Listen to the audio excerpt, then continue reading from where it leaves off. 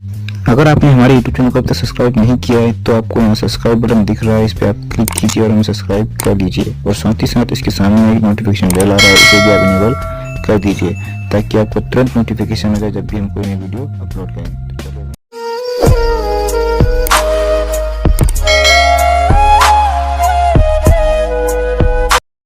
My dear students, देखते हैं maxima और मिनिमा की अगली कड़ी में क्वेश्चन नंबर 10 से। क्वेश्चन नंबर 10 का फंक्शन क्या है? F x equal to 2x³ minus 24x plus 107 और यहाँ पर एक इंटरवल भी दिया है, x बिलोंग्स टू 1 3 और क्लोज इंटरवल में है ये। तो अब ध्यान देंगे कि इसमें करना क्या है। सबसे पहला काम, फंक्शन को डिफ्रेंशिएट किए। कितना हुआ? 2x³ का 6x² हो गया और 24x का -24 और 107, ये तो 0 हो जाएगा। ठीक है, जब इसको 0 के इक्वल टू हम लोग रखे हैं तो क्या रिजल्ट निकल का है? 6x² माइनस 24 इक्वल टू 0, यानी कि x² इक्वल टू 4, यानी x का मान होगा +-2। लेकिन यहाँ पर इंटरवल 1 और 3 दिया है, तो 1 और 3 के बीच में -2 तो आएगा नहीं, इसलिए हमने x का क्या क्रिटिकल पॉइंट लिया? 2 लिया।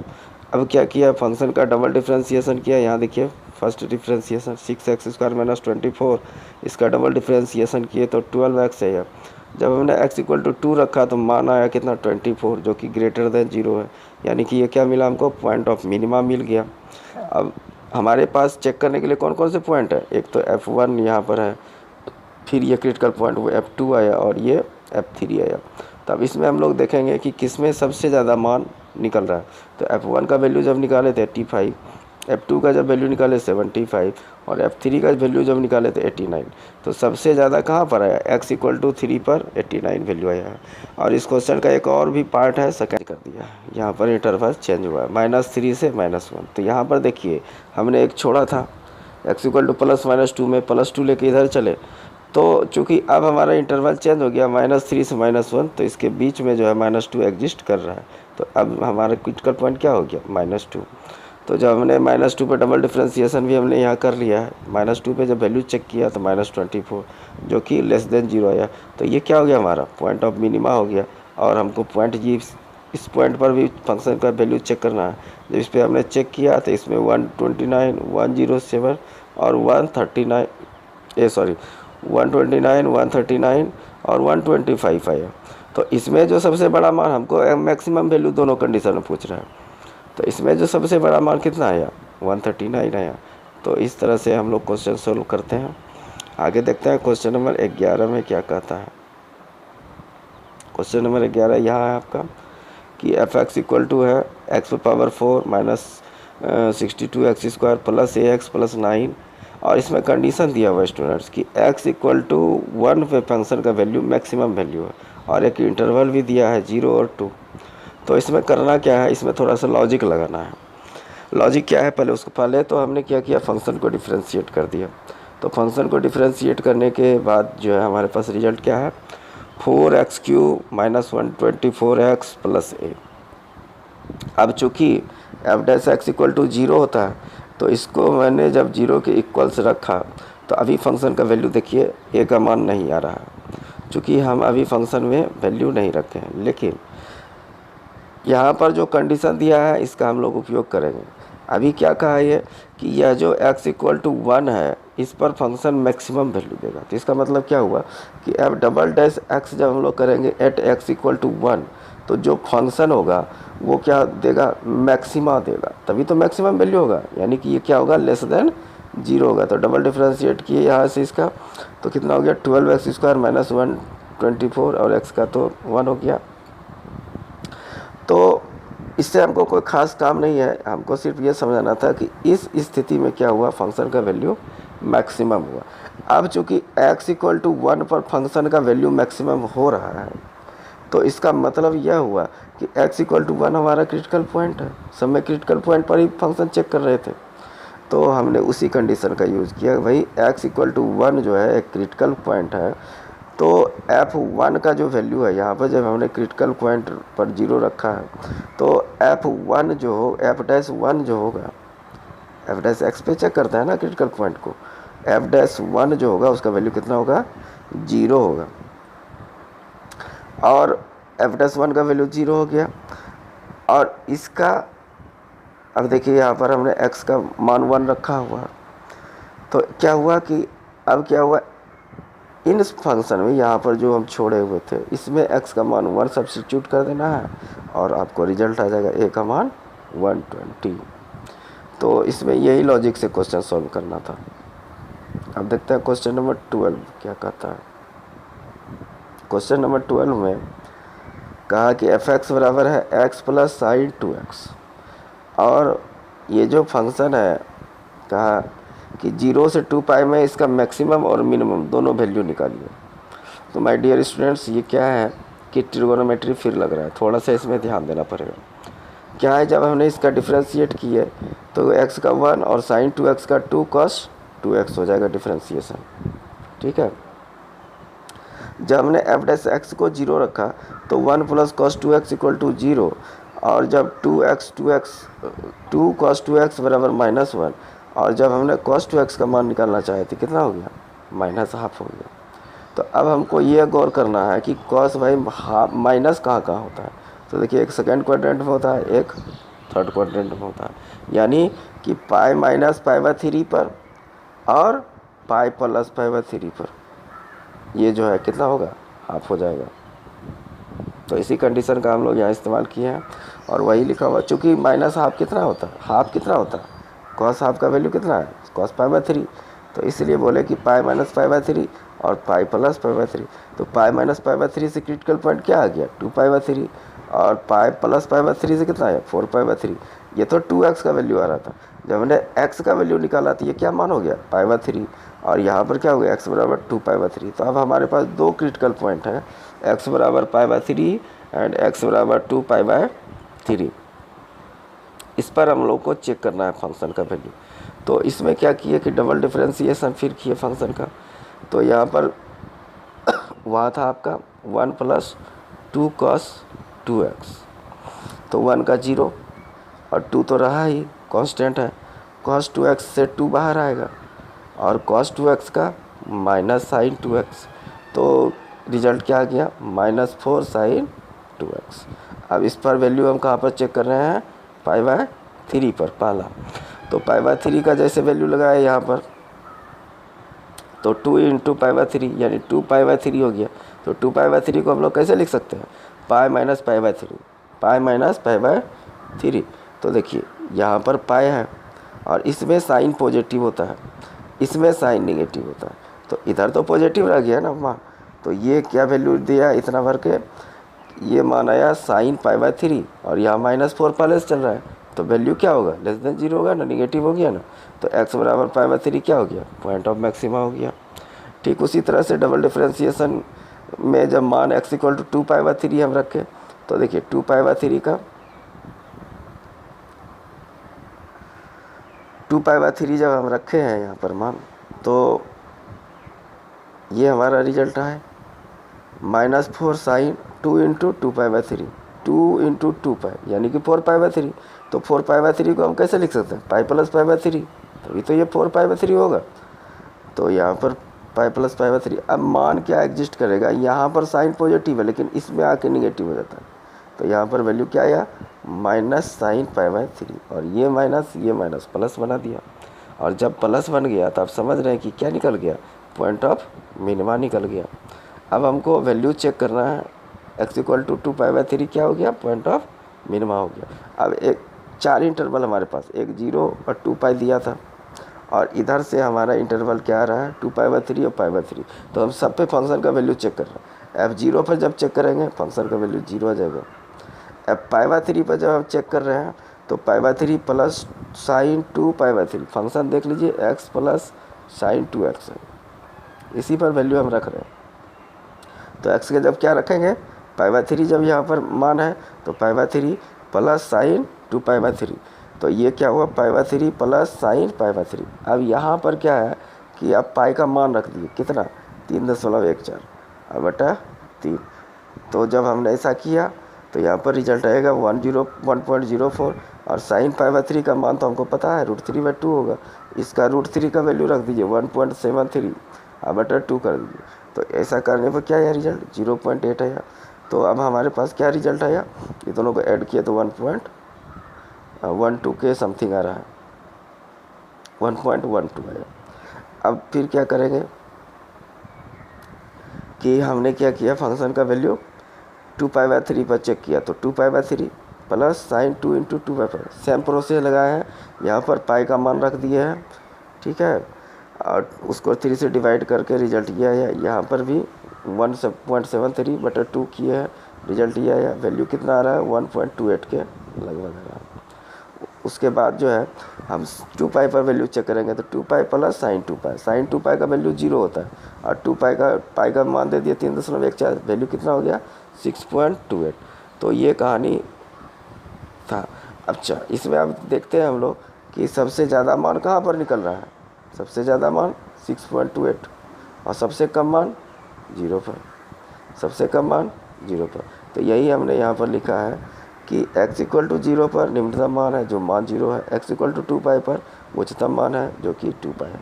क्वेश्चन नंबर 13 जो है आपका, अभी बहुत सारा क्वेश्चन इस तरह से सिमिलर ही है। इसमें जो है 2 संख्या दिया है, उसका कुछ सम दिया है, कुछ प्रोडक्ट दिया है, कभी मैक्सिमाइज करने कहेगा, कभी मिनिमाइज करने कहेगा। तो लॉजिक सब में सेम है। आप देखिए किस प्रोसेस से बनता है। एक क्वेश्चन देख लीजिए, बाकी आप खुद भी बना सकते हैं। हालांकि आपके लिए हमने जो है बहुत सारा क्वेश्चन यहाँ सॉल्व किया हुआ है। देखिए सब में सेम लॉजिक लग रहा है। कहा कि 2 संख्याएँ हैं जिनका योग जो है 24 है, और उनका जो गुणन है, का गुणन को इस तरह रखा जाए कि वह जो है मतलब उच्चतम मान को प्राप्त कर सके। तो यही यहाँ पर थ्योरी अप्लाई हुआ है। तो अब देखिए योग कितना है, संख्या मान लिए x और y था, इसका योग कितना है हमारे पास 24 है। योग कितना है 24 है, x + y = 24 हो गया। और प्रोडक्ट है, प्रोडक्ट कितना है, प्रोडक्ट तो x × y होगा ना। अब यहाँ पर इस प्रोडक्ट को क्या करना था, मैक्सिमाइज करना, वही यहाँ लिखा हुआ। मैक्सिमाइज कैसे करें, किसके रिस्पेक्ट में, हमको तो क्या करना पड़ता है, डिफरेंशिएट करना पड़ता है। तो अब हम यहाँ पर 2 वेरिएबल है x और y, तो किसके रिस्पेक्ट में हम डिफरेंशिएट करें। तो इसके लिए क्या करना है कि सिंगल वेरिएबल में इसको कन्वर्ट कर लेना है। तो यहाँ से देखिए, यहाँ से x + y = 24 था, तो y बराबर क्या होगा 24 - x होगा। तो हमने वही यहाँ पर किया, y की जगह 24 - x, दोनों को मल्टीप्लाई कर दिया, 24 - x² हो गया। अब हमारे लिए आसान हो गया, differentiate with respect to x, तो dp/dx कितना हो गया 24x का 24 और x² का 2x। जब हमने इसको 0 के इक्वल रखा तो कितना हो गया 24 - 2x, तो x का मान निकल के आएगा 12। अब क्या करते हैं हम लोग, डबल डिफरेंशिएट करते हैं। जब इसको हमने क्या किया, डबल डिफरेंशिएट किया, d²p/dx², एट जो है, अच्छा डबल डिफरेंशिएट करने पर क्या हमको रिजल्ट आ रहा है, यहाँ पर ये था ना हमारा, ये हमारा है फर्स्ट डिफरेंशिएशन। तो देखिए 24 का 0 हो जाएगा, -2x है, तो हमारे पास 2x का तो 1 हो जाएगा, तो -2 आ रहा है। क्या आ रहा है -2। अब यह मान जो है x से स्वतंत्र मान है, यह मान क्या है x से स्वतंत्र है। तो क्या हो गया -2 ही तो आया, और <0 है, तो x का मान तो रख नहीं सकते हैं चूँकि ये x से स्वतंत्र है। फिर भी हमको पता चल गया कि ये मैक्सिमा यहाँ पर अकर हुआ, चूँकि <0 है, तो x = 2 जो है पॉइंट ऑफ मैक्सिमा हो गया। और इस स्थिति में जब हम x हमारा 12 आया, तो y कितना आएगा 12 आया, चूँकि दोनों का प्रोडक्ट सम कितना है 24 है। और इस तरह से जब हम x का मान 24 और y का मान 24 रख दें, x का मान 12 और y का मान 12 रख दें, तो क्या होगा, हमको जो उसका प्रोडक्ट मिलेगा वो मैक्सिमम वैल्यू देगा। सेम लॉजिक है 14 नंबर में। यहाँ पर भी 2 नंबर है जिसका सम दिया हुआ है, और क्या किया है, इसका कहा कि प्रोडक्ट जो है वो क्या है x y q है, इसको भी मैक्सिमाइज ही करना है। अब क्या करना है कि हमको देखना है कि किससे आसान रहेगा, किस फंक्शन को चूज करने पर आसान रहेगा। तो यहाँ हमने क्या किया कि x + y = 60 था, तो x = 60 - y कर लिया, चूँकि ये आसान रहेगा y q करने का अपेक्षा। तो अब इसको रिजल्ट में जब यहाँ पर मल्टीप्लाई हम लोग किए, कितना हो गया 60y³ - y4। और अब हमको देखिए यहाँ पर dp/dy निकालना है, क्योंकि हमने y के रिस्पेक्ट में फंक्शन लिया। तो हम यहाँ क्या लिखेंगे, differentiating with respect to y के रिस्पेक्ट में डिफरेंशिएट कर रहे हैं। तो dp/dy कितना हो गया, इसका 180y², अब y4 का -4y³। अब जब हमने इसको 0 के इक्वल रखा तो देखिए यहाँ पर थोड़ा सा लॉजिक लगा देना है कि 4y² कॉमन ले लिए तो यहाँ पर बच गया 45 और यहाँ पर बच गया -y, दोनों 0। अच्छा y² 4y² इक्वल टू जब 0 कर रहे हैं तो y इक्वल टू क्या आ जाएगा, 0 आ जाएगा। तो y जब हम 0 ले लेंगे तो फिर x का मान तो उतना ही देगा जो हमारे लिए हमको तो x + y = 60 का भी ध्यान रखना है। तो हमने क्या किया, y = 0 छोड़ दिया, y = 45 पे फंक्शन चेक किया। y = 45 पे क्या है कि अब फिर क्या करना है, हमको इसका डबल डिफ्रेंशिएट करना है। कितना रिजल्ट आया, 360y - 12y²। और इसको जब हमने 45 पर वैल्यू चेक किया तो आप देखिएगा कि इसमें थोड़ा सा मल्टीप्लाई करना है, 360 × 45 और 12 × 45 का स्क्वायर। तो हमने सारा मल्टीप्लाई यहाँ कर दिया है, ये इतना होगा, ये इतना होगा, रिजल्ट करने पे इतना होगा जो कि <0 हो रहा है। तो <0 जब हो रहा है तो क्या मिला हमको, पॉइंट ऑफ मैक्सिमा मिला ना, पॉइंट ऑफ मैक्सिमा मिला। तो इस स्थिति में x + y जब 60 था और y 45 है तो आप जान सकते हैं कि x का मान कितना होगा, 45। और इन दोनों का प्रोडक्ट जो होगा, जो निकलेगा वो क्या होगा, मैक्सिमाइज होगा प्रोडक्ट। ये था 40 नंबर। अब 50 नंबर में भी सेम क्वेश्चन है। क्या करना है, 2 नंबर है, दोनों का सम 35 दिया है। फंक्शन ये इसका प्रोडक्ट जो है x² y पर पावर 5 है और इसको मैक्सिमाइज करना है। तो यहाँ पर थोड़ा सा यही ध्यान देना है कि फंक्शन कौन सा लें जो कि आसान पड़े डिफ्रेंशिएट करने में। तो यहाँ x = कितना ले रहे हैं, 35 - y ले रहे हैं। अब इससे क्या हो रहा है, हमारे पास क्या होगा कि 35 - y² × y पे पावर 5 है। अब बाबू यहाँ पर थोड़ा सा ध्यान देना है, क्योंकि डिफ्रेंशिएशन थोड़ा महंगा पड़ेगा। तो लॉजिक देखिए, सबसे पहले कि यहाँ पर फॉर्मूला क्या लग रहा है, u × v का डाइस। ये क्या होता है कि पहला फंक्शन का डिफ्रेंशिएशन दूसरा फंक्शन स्थिर रहता है, प्लस पहला फंक्शन स्थिर है और दूसरा फंक्शन का डिफ्रेंशिएशन। इसको ध्यान से समझना है। तो पहला फंक्शन का डिफ्रेंशिएशन कर रहे हैं, दूसरा फंक्शन यहाँ पर स्थिर है, ठीक है। तो अब इसमें देखिए कि अगर मान लीजिए x² होता तो क्या होता, हमारे पास रिजल्ट 2x होता। तो देखिए यहाँ पर 2 × 35 - y और चैन रूल लगा हुआ है, इंटू कर दिए 35 का 0 और -y का -1। तो यहाँ पर लिख दिए हम, इंटू दूसरा फंक्शन क्या है, कांस्टेंट है, प्लस अब क्या है कि पहला फंक्शन कांस्टेंट इंटू दूसरा फंक्शन का डिफ्रेंशिएशन y5 का कितना होगा, 5y पे पावर 4। अब और ध्यान देना है, चूँकि हमको फर्दर सोल्व करते जाना है ताकि कम से कम हमको काम करना पड़े और हमारा क्रिटिकल पॉइंट आ जाए। तो देखिए और क्या किए हैं इसमें कि इन दोनों फंक्शन में से आप गौर करेंगे तो कुछ कॉमन है। क्या कॉमन है, y पे पावर 4 35 - y, ये कॉमन था। तो यहाँ पर ये रिजल्ट में यहाँ आ गया, तो यहाँ क्या बचा, 2 और वो भी माइनस में -2 और 4 निकाले हैं तो एगो y तो बच गया यहाँ, तो y4। अब प्लस ये चीज़ तो बाहर आ गया, एक ठो बाहर आया चूँकि इसमें एक ही था, तो एक यहाँ बच गया और यहाँ पर y4 बाहर आया तो 5 बच गया।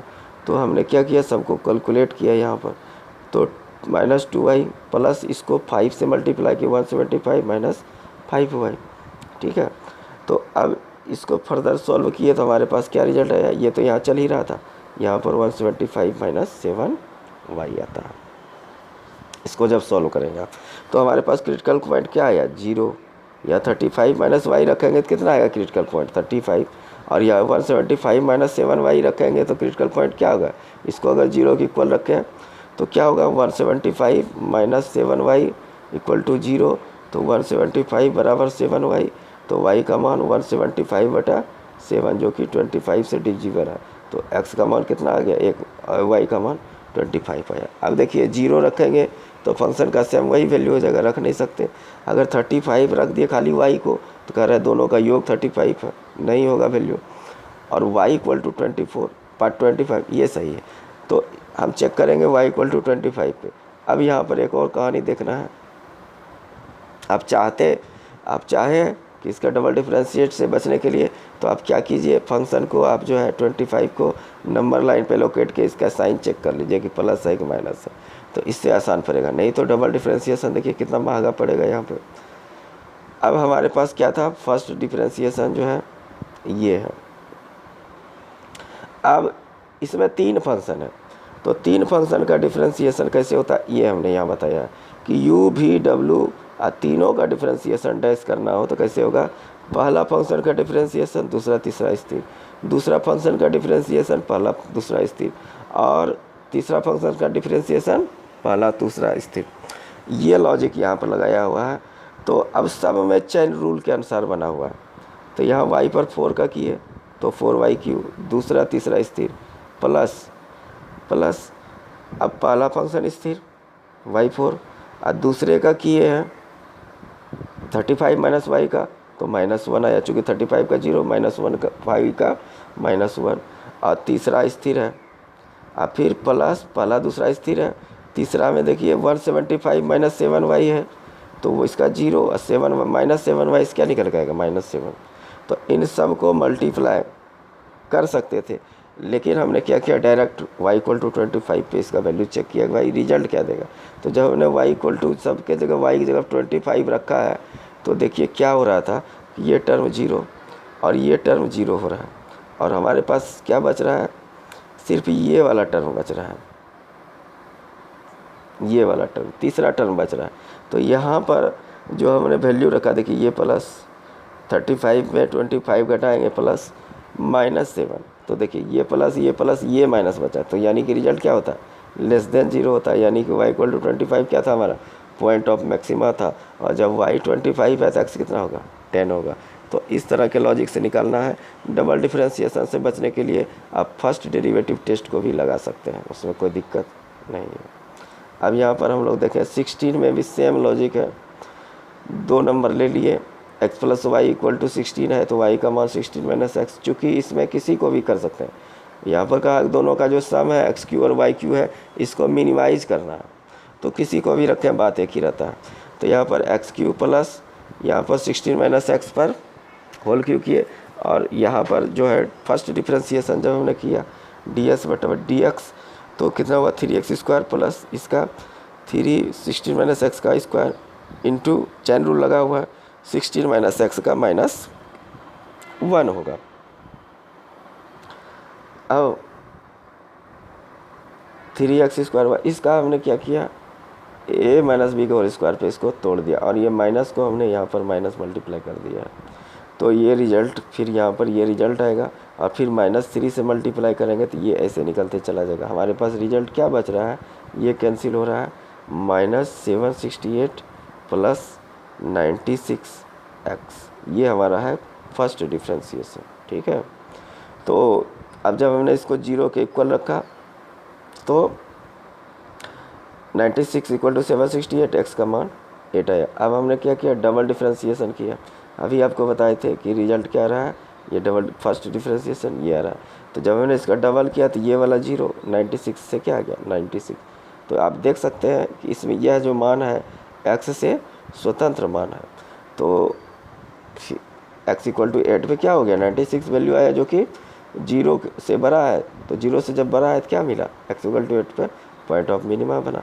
तो जब x का मान 8 निकल गया तो y का मान भी कितना निकलेगा, 8 ही निकलेगा। क्यों ऐसा होगा, क्योंकि दोनों का सम क्या कह रहा था 16 है, इन दोनों का सम को क्या कह रहा था x + y = 16 है। तो इस तरह से हम लोग क्वेश्चन सोल्व कर सकते हैं।